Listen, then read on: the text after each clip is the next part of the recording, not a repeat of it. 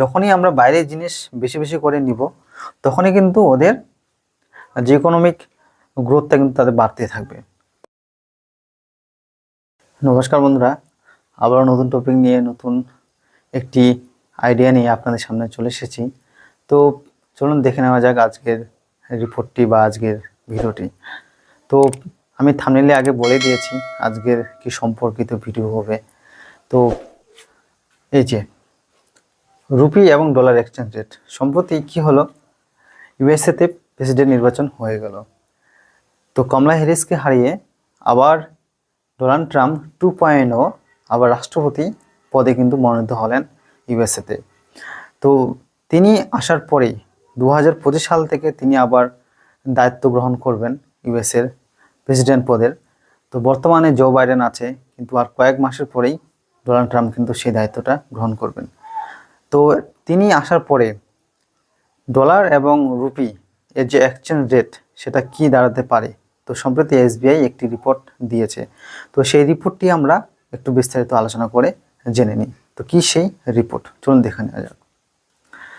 তো আগে আমরা দেখে নিই যে ইউএস প্রেসিডেন্ট 2012 থেকে 2016 এই রিপোর্টটি দিয়েছে এসবিআই। এটা আমার বানানো কিন্তু কোনো রিপোর্ট নয়, ঠিক আছে। এসবিআই একটি রিপোর্ট দিয়েছে সম্প্রতি। কি বলেছে এসবিআই? এসবিআই বলেছে যে 2012 থেকে 2016 ওবামা 2.0 সেই সময়কালে ডলারের মূল্য 62 টাকা 2 পয়সা ছিল, যেটা 28.7% বেড়ে গিয়ে এইটা দাঁড়িয়েছিল কিন্তু, ঠিক আছে। কিন্তু বর্তমানে ডলারের মূল্য কি আছে, $1 সমান ভারতীয় রুপিতে কত, 84.1 পয়সা, ঠিক আছে। মানে 84 টাকা 1 পয়সা ভারতীয় মুদ্রায় ডলারের দাম।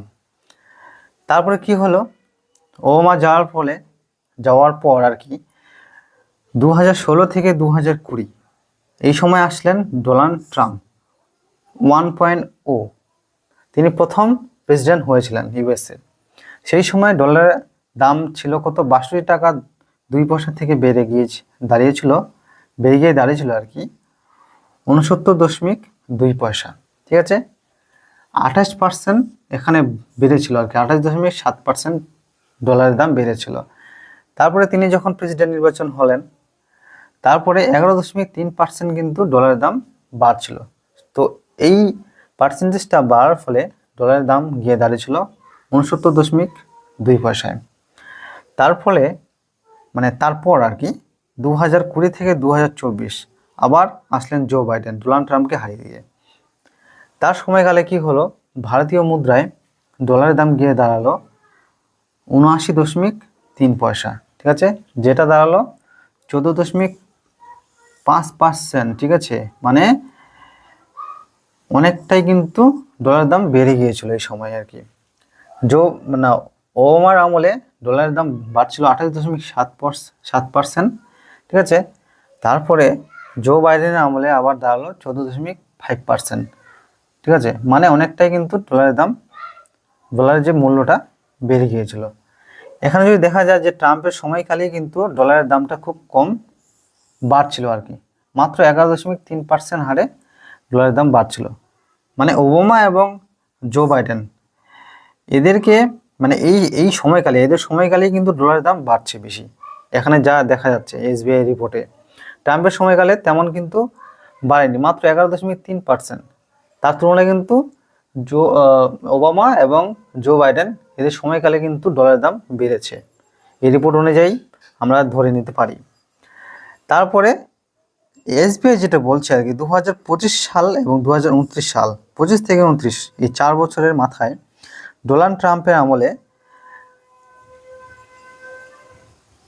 ডলারের মূল্য আর কি 8% থেকে 10% কিন্তু বাড়তে পারে।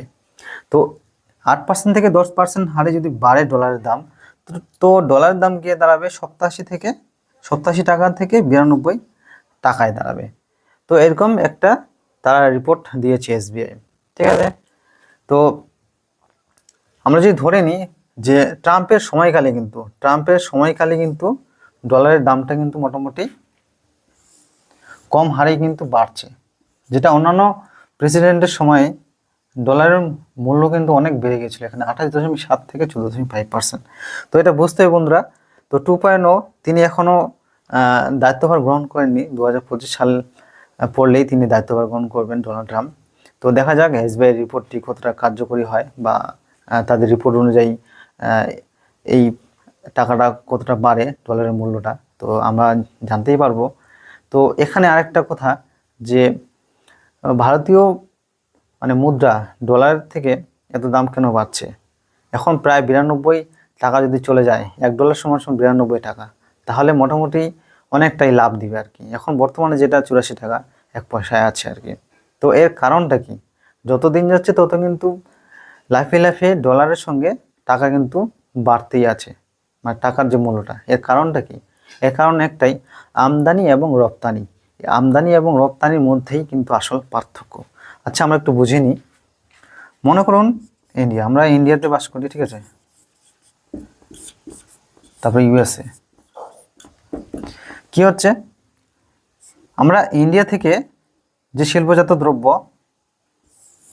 কি করছি, ইন্ডিয়াতে কিন্তু কম আমরা পাঠাচ্ছি, মানে ইউএসএতে কম পাঠাচ্ছি, ঠিক আছে।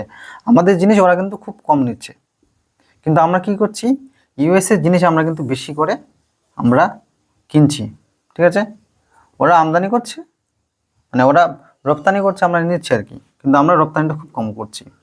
তো এই জন্য কি হচ্ছে, যখনই আমরা বাইরের জিনিস বেশি বেশি করে নিব, তখনই কিন্তু ওদের যে ইকোনমিক গ্রোথটা কিন্তু তাদের বাড়তে থাকবে।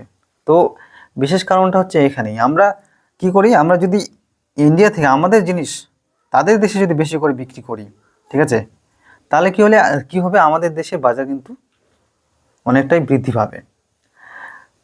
আবার দেখা যায় যে যেমন চায়না ধরুন, চায়না কিন্তু কি করে, তাদের দেশ কিন্তু অনেক বড়, তাদের জনসংখ্যা কিন্তু অনেক, কিন্তু তারা কি তাদের নিজের দেশের জিনিস তারা কিন্তু বাইরের দেশকে দেওয়ার চেষ্টা করে বেশি, তারা রপ্তানি করতে বেশি মানে ভালোবাসে আর কি, কিন্তু বাইরের জিনিস নিতে তারা কিন্তু ভালোবাসে না। কারণ বাইরের জিনিস যখনই তাদের দেশের মানে ঢুকবে, তখনই তাদের যে ইকোনমি, তাদের যে অর্থের মূল্য, সেটা কিন্তু অনেকটাই কমে যাবে। তো তারা কি করে, ওই জন্য তাদের জিনিস বাইরের দেশকে বেশি করে তারা কিন্তু রপ্তানি করে। এবং মানে আমরা যেমন দেখতে পাই এখন মেড ইন চায়না, সব জায়গায় দেখতে পাই মেড ইন চায়না, কিন্তু তাদের দেশের মানে তাদের দেশে কিন্তু লাভ আমরা করে দিচ্ছি, তাদের জিনিস যত নিচ্ছি আর কি। যেমন Russia, Japan, made in Japan. তো বিভিন্ন দেশের জিনিস কিন্তু আমাদের দেশে এসে মানে ভিড় করছে আর কি, আমাদের বাজারকে ওরাই কিন্তু গরম করছে।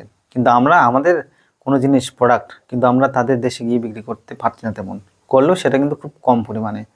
তো এই মেন কারণটা কিন্তু এটাই, যত দিন যাচ্ছে ততদিন ডলারের মূল্যটা বাড়ছে আর কি ভারতীয় মুদ্রায়।